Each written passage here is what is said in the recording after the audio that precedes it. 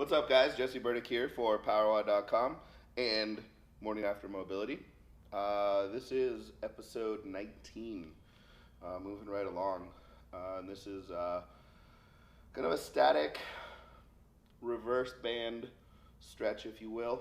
So kind of the nuts and bolts of things. What are you going to need? You need either an average or a light band. Again, this is about an inch. This is about 2 inches wide. Some sort of a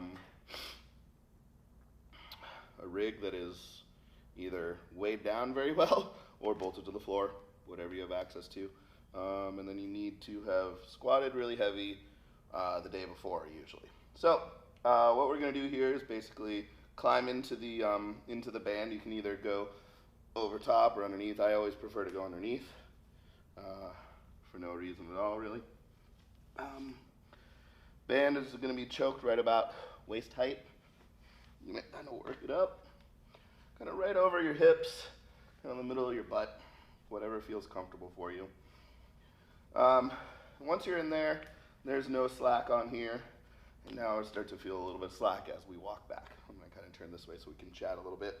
So what we're going to try and work for is something that's going to, if you lean into it, it'll hold up a decent amount of your body weight, but something that's not going to take everything away. You're going to get into your squat stance.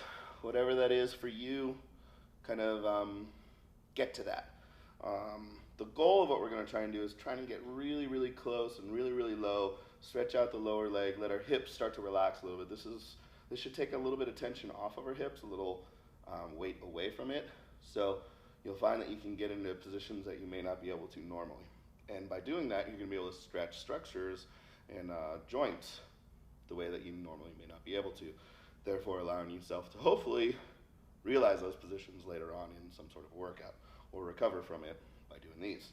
So what we're going to do is just start to drift down and then come back up, just getting our body used to what's kind of going on, get to feel that band. Make sure that it's going to hold you, it's not going to slip up or down. Just make sure you're there. With your hands, what do you do with your hands? I kind of end up grabbing on to the band for no real reason, but that it's there, and I don't know what else to do with my hands. So again, what we're going to try and do is just really try and work down to a good position at the bottom. And what we're going to try and do is just kind of explore the bottom.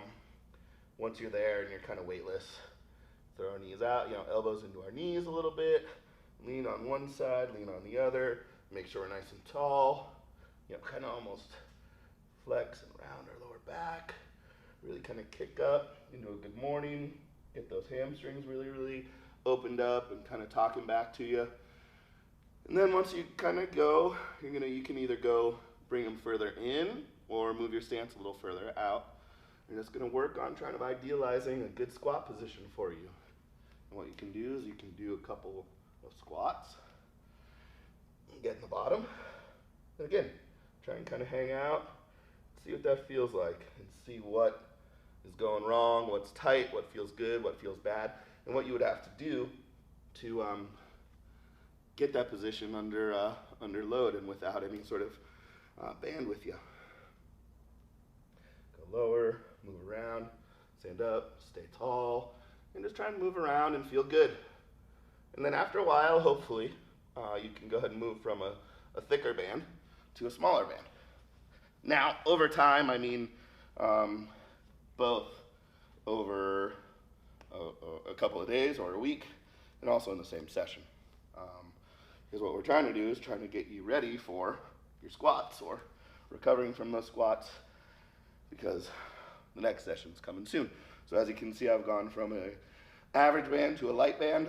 Going to take a lot more pressure. If I wanted the same amount of tension, I'd have to go way out here, which I don't. I want a little bit less tension because I want to see how I did. And I want to see what I have left as far as mobilizing and kind of getting into those good positions to recover from. What else I have to do to recover from what I did yesterday so I can get to what I have to do today and what I have to do tomorrow and further on. So again, you're going to spend anywhere between 2 and 3 minutes on each band. If you're going to use 2, if you're going to use 1, look for about a 5-minute session. And again, we're just looking to unload a little bit of the burden of our body weight, some more than others, and allow ourselves to get into some positions that are going to be new to us and are going to really start to talk to us.